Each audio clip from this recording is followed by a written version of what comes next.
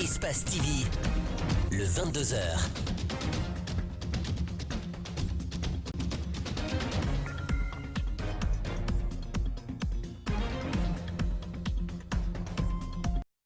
C'est l'heure des infos sur Espace TV. Bonsoir à tous et bienvenue aux 22h. Voici les titres de ce journal. Comment renforcer le rôle et la responsabilité des acteurs de la société civile? La question est au centre d'une rencontre de restitution qui se tient actuellement à Conakry. L'initiative pilotée par le ministère de l'Administration du Territoire et de la Décentralisation vise à outiller à moyen terme les acteurs de la collectivité pour une meilleure gestion de la chose publique. Insécurité à Conakry, une station-service attaquée par des bandits, une forte somme d'argent emportée par les assaillants.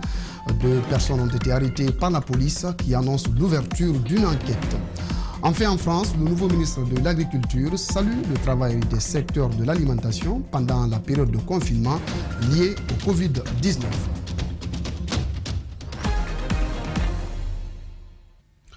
Rôle et responsabilité des acteurs de la collectivité, c'est le thème d'une rencontre de restitution qui se tient depuis jeudi ici à Conakry. La rencontre est organisée par le ministère de l'Administration du Territoire et de la Décentralisation à l'intention des élus locaux, cadres des services déconcentrés et décentralisés, ainsi que des acteurs de la société civile. L'objectif est de leur permettre de s'améliorer pour un meilleur rendement. Mariam Foudé Kamara, Djibril Kabak Kamara.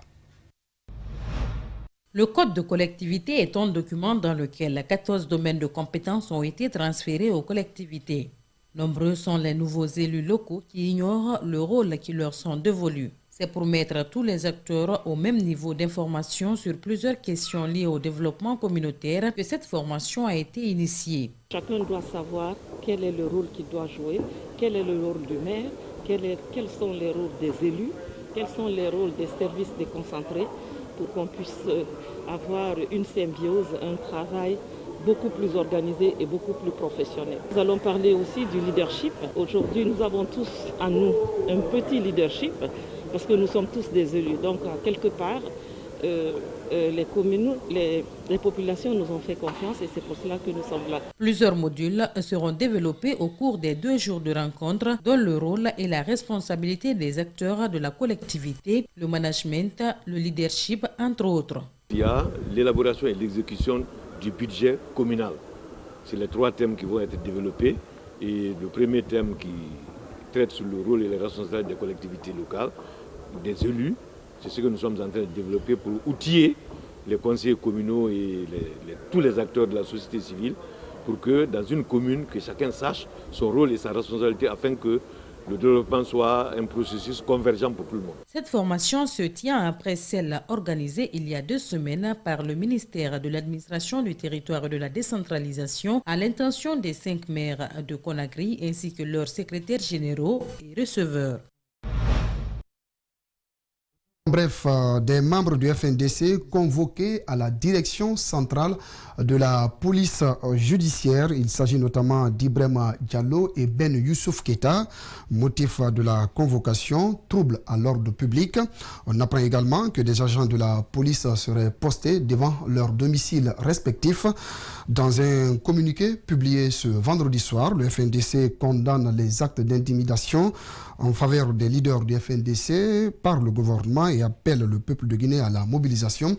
Je rappelle que ces motifs d'arrestation interviennent à quelques jours de la manifestation projetée par le FNDC, mais qui n'a pas encore reçu l'aval des autorités. Jusqu'ici, pour créer son entreprise, la formaliser ou bénéficier de conseils, il fallait se rendre à l'agence principale de la PIP. Désormais, il existe une camionnette, une sorte de bureau ambulant qui joue presque le même rôle que le site principal. L'engin est présenté ce vendredi et vous allez le voir, il va révolutionner le secteur des affaires en Guinée. Mamadou Saliouba, Tierno Sadouba. À Conakry, créer son entreprise devient encore de plus en plus facile. Car voici le nouvel outil de l'APIP, un bureau ambulant, connecté et autonome, capable de vous aider à créer votre entreprise n'importe où. C'est une première en Guinée et une première en Afrique de l'Ouest. Je dirais même qu'il n'y en a pas beaucoup en Afrique. On veut moderniser l'administration à travers ce symbole. Comme vous le savez, les questions de mobilité se posent beaucoup en Guinée. Donc ce nouvel outil appelé APIP Mobile va aller à la rencontre des usagers et les entreprises, les promoteurs peuvent créer leurs entreprises partout où ils le souhaitent en fait. Avec APIP Mobile, le nom de ce nouveau dispositif, vous pouvez aussi avoir des conseils des experts, des mises en relation, des opportunités d'affaires, formaliser votre entreprise et pas seulement. L'API va pouvoir dispenser un certain nombre de conseils au secteur privé. Non seulement il y a la formalisation, mais aussi l'accès à l'information et aussi l'aide pour ceux qui ont des projets et qu'ils veulent faire porter.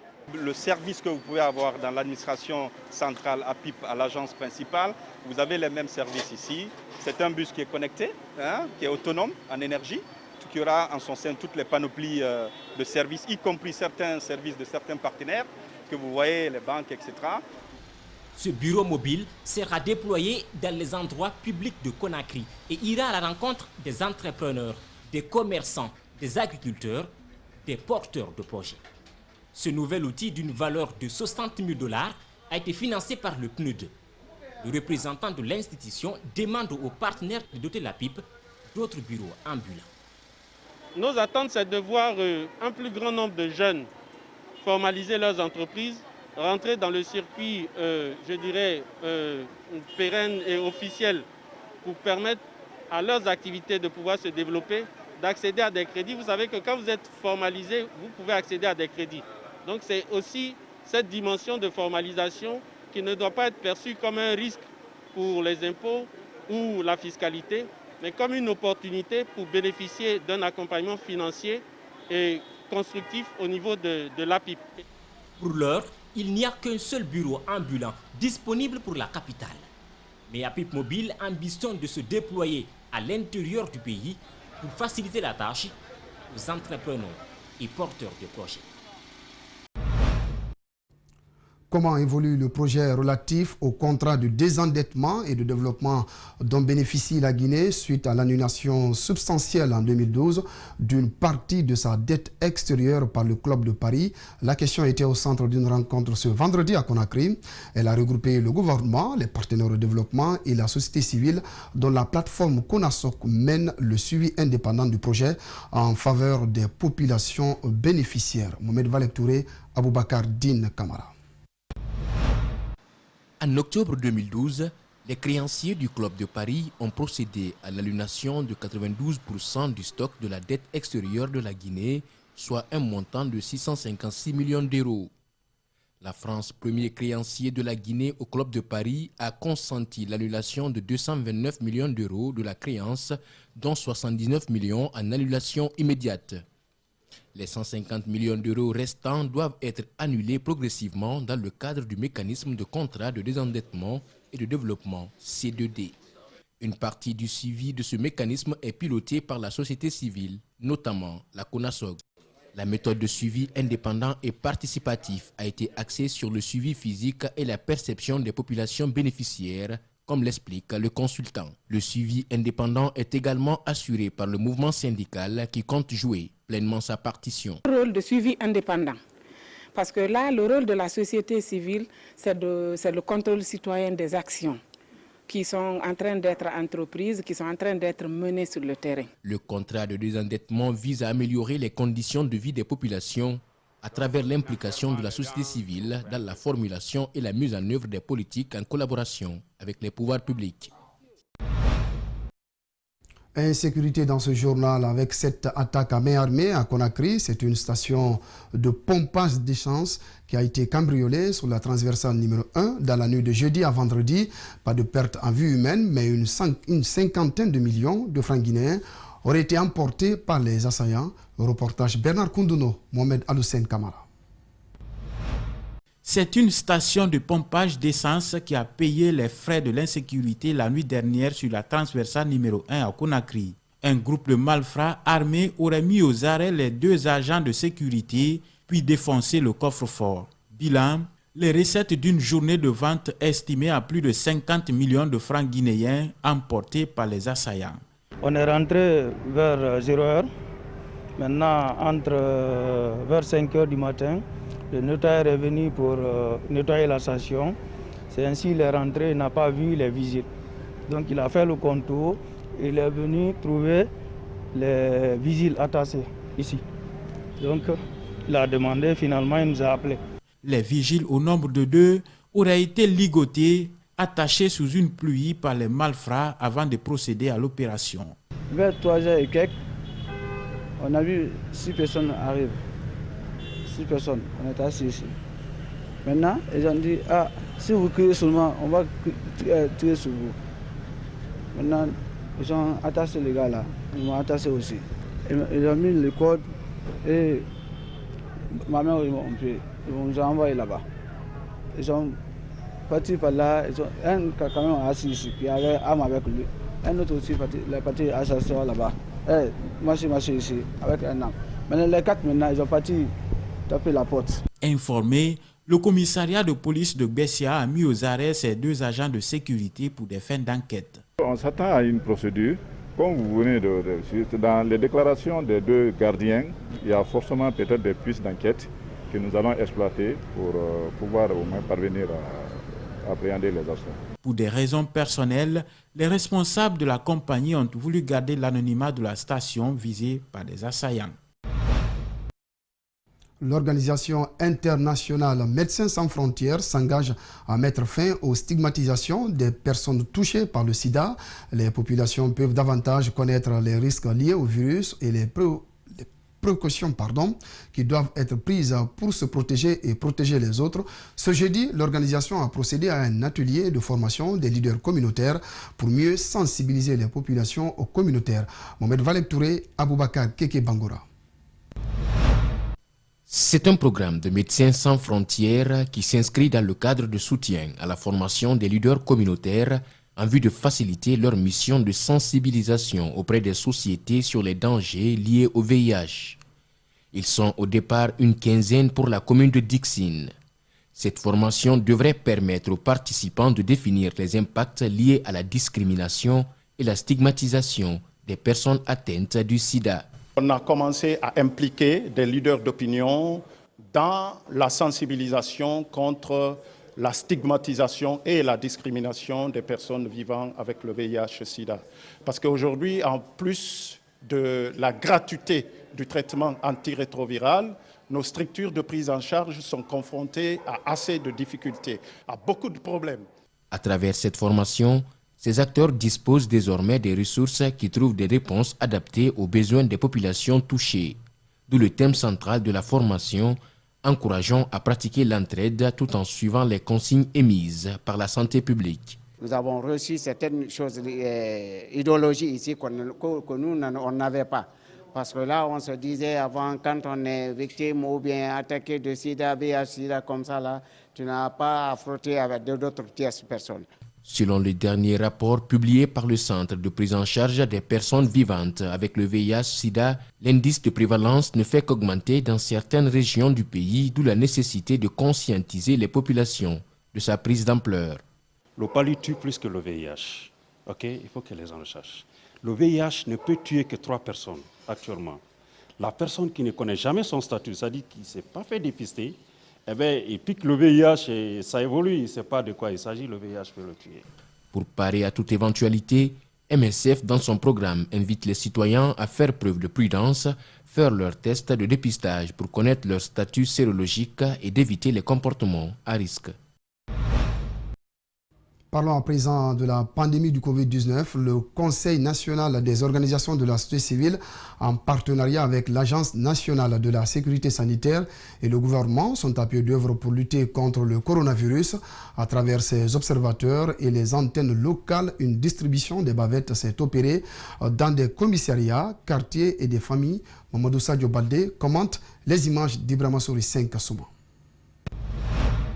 Le premier passage consistait surtout à sensibiliser les citoyens sur la dangerosité du coronavirus. Les sollicitations des familles étaient importantes. À présent, les démembrements du CONOSC et leurs observateurs passent dans des domiciles pour la distribution des masques.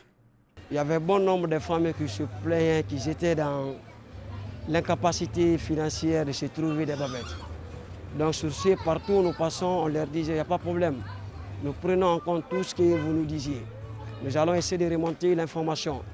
Une fois que nous aurons quelque chose pour vous en ce qui concerne les bavettes, nous serons sur le terrain pour les distribuer. Les commissariats, une autre cible des observateurs. Avant de veiller à l'application des règles, leurs agents doivent être protégés d'abord. Des particuliers en pleine circulation ne sont pas non plus négligés. Et la meilleure façon de l'éradiquer, il faut qu'on se donne l'humain. Et l'activité communautaire peut nous débarrasser de cette pandémie. Surtout ça, et le port des bavettes. Parce que les gens, il faut la sensibilisation. Hein. Les gens sont réticents, mais ça nous de suivre la population. C'est ça la population, c'est ça la vérité.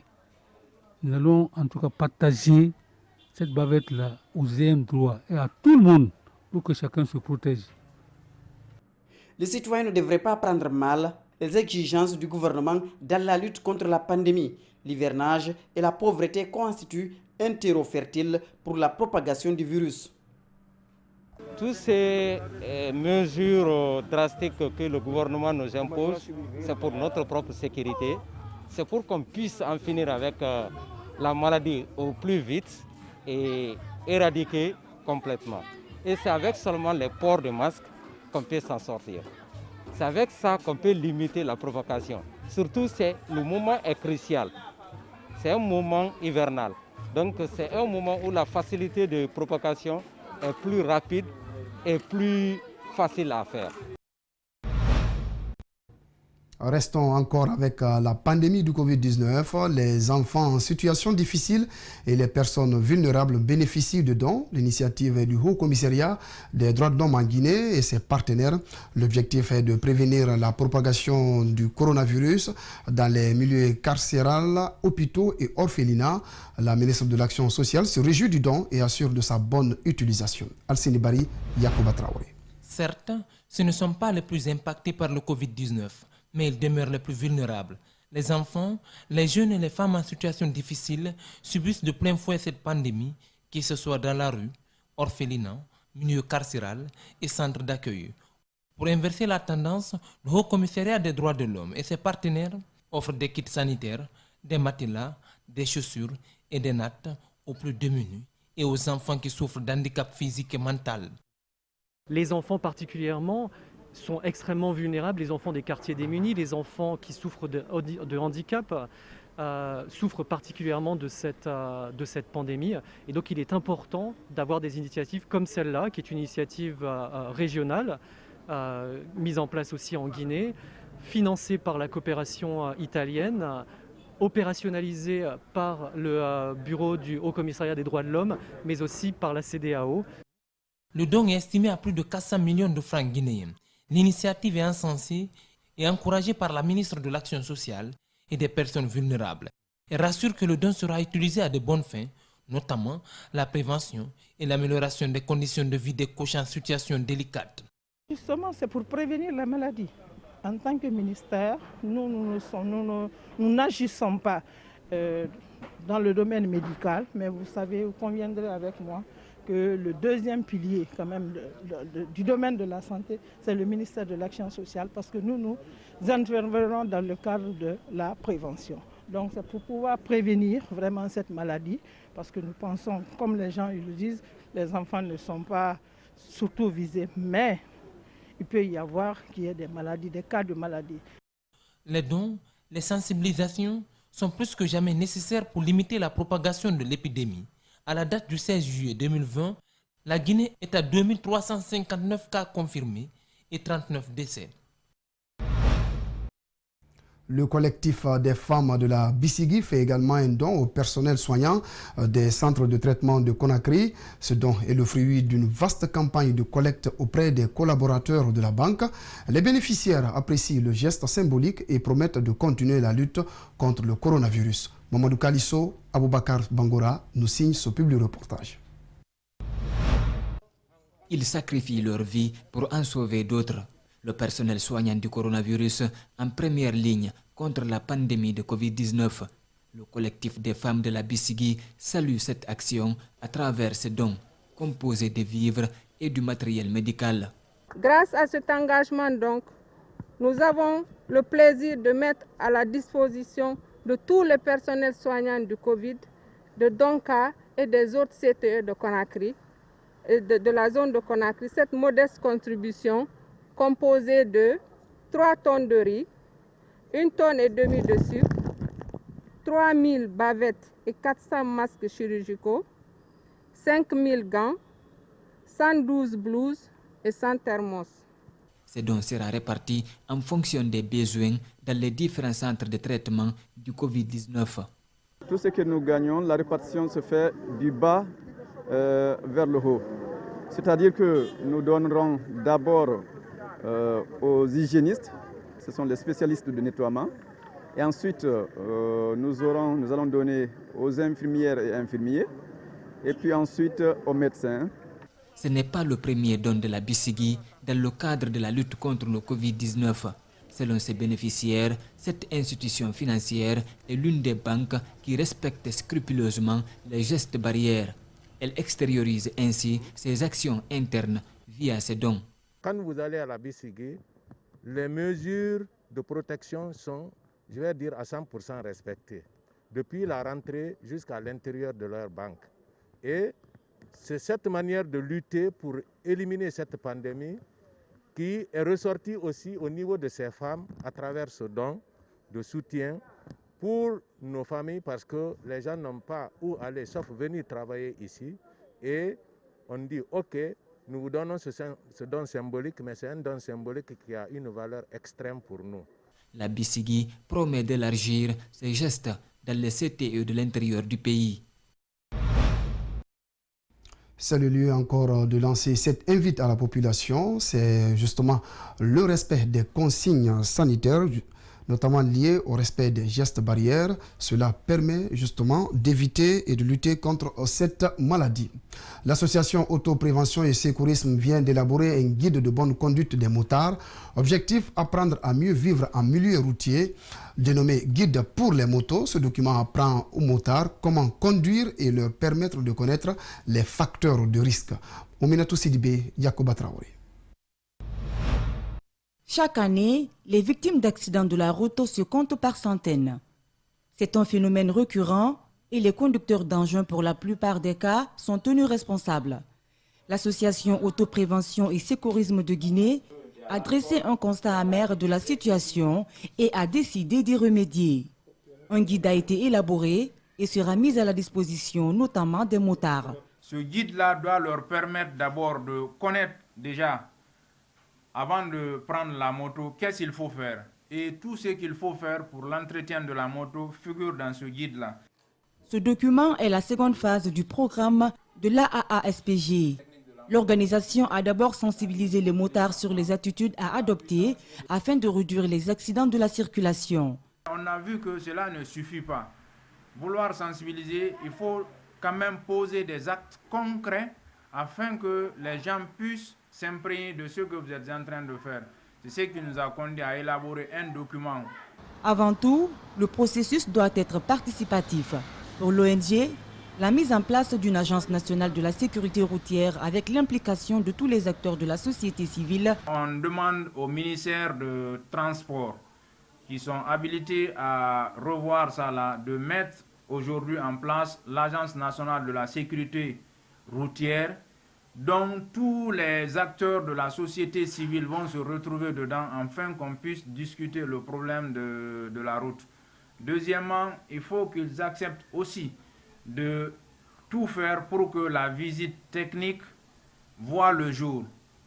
Ce guide de conducteur enseigne aux motards qu'ils ne deviennent pas maîtres du guidon du jour au lendemain. Et la connaissance du code de la route ne suffit pas pour faire d'eux un bon conducteur, estime l'ONG. Et puis après 11 ans d'existence, la radio Sud FM Guinée a désormais une érigie.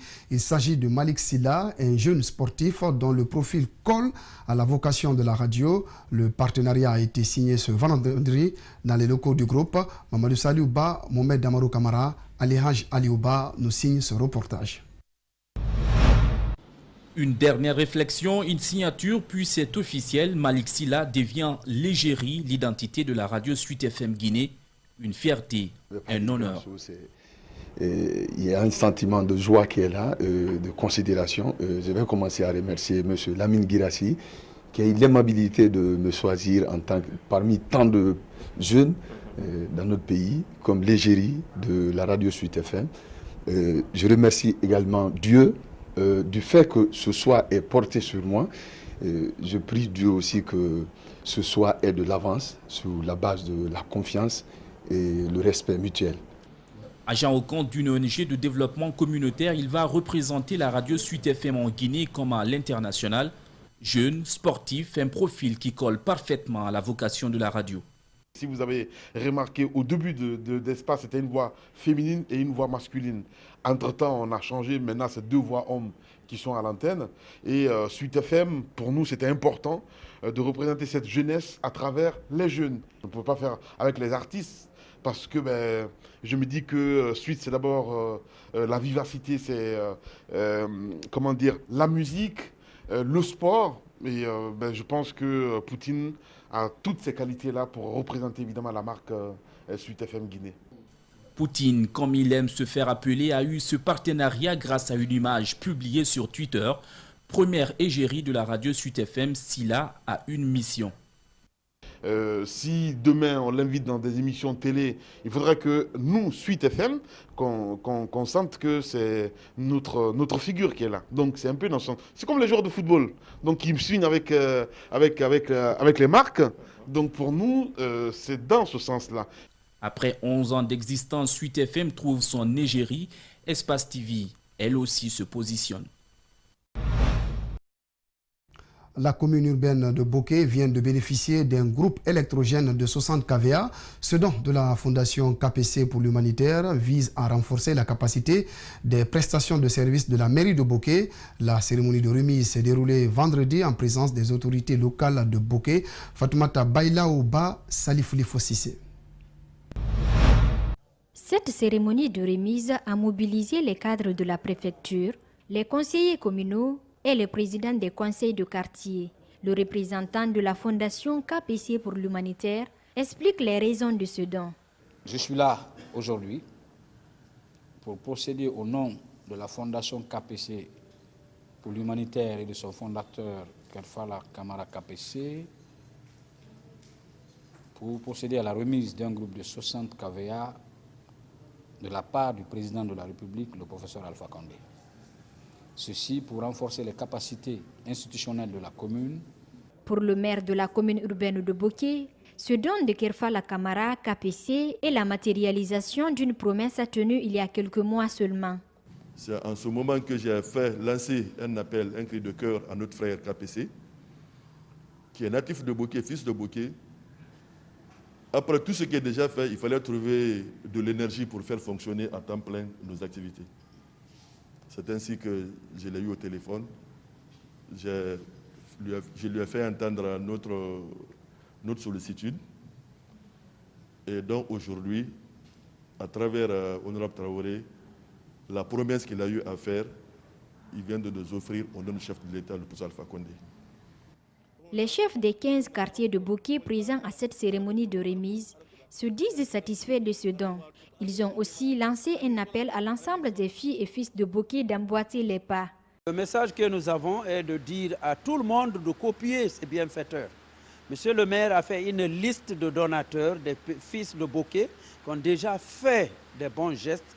Les fils de Bokeh, nous les prions d'emboîter le pas de ces bienfaiteurs et de continuer à supporter l'équipe communale de Bokeh, l'équipe communale de la commune urbaine de Bokeh. Le secrétaire général chargé des collectivités décentralisées représentant le préfet estime que ce don s'inscrit en droite ligne de la politique du chef de l'État guinéen, professeur Alpha Condé. Aujourd'hui, le don qu'il vient de faire vient à point nommé quant à la consolidation de toutes les actions entreprises par le chef de l'État, le professeur Alpha Condé. Le coût d'achat de ce groupe électrogène s'élève à plus de 200 millions de francs guinéens. Après Bokeh, cap sur Kindia, où le bureau de la coordination préfectorale de la Basse-Guinée a été validé ce jeudi, une organisation qui va défendre les intérêts des fils et filles de la contrée. Cette cérémonie qui a eu lieu dans la salle polyvalente de l'école normale d'instituteurs a été présidée par Dr Cheikh Talibi Silla, le coordinateur politique du RPG Arc-en-Ciel à la Basse-Guinée. Reportage Aboubakar Silla. Déjà dans la région, le grand bureau existe. Mais dans les préfectures, les organisations de ce genre à l'image des autres régions n'existent pas. D'où la mise en place du bureau de la coordination préfectorale de la Basse-Guinée. Unir les fils et filles de la localité, surtout les Soussous, et défendre bec et ongle leurs intérêts est l'objectif du dit bureau qui a été validé ce jeudi à l'INI de Kindia. Cette cérémonie qui a mobilisé plusieurs citoyens de la préfecture a été présidée par l'ancien ministre de l'Énergie, coordinateur politique du RPG Arc-en-Ciel de la Basse-Guinée. Beaucoup de belles paroles ont été prononcées ici pour savoir comment on doit se comporter. Je ne peux pas reprendre tout ça. Dans les 13 districts, les citoyens ont laissé leur champ pour venir ici parler de cette unité entre les Soussous. Nous leur remercions. Les chefs de quartier également, nous leur félicitons et nous leur remercions beaucoup.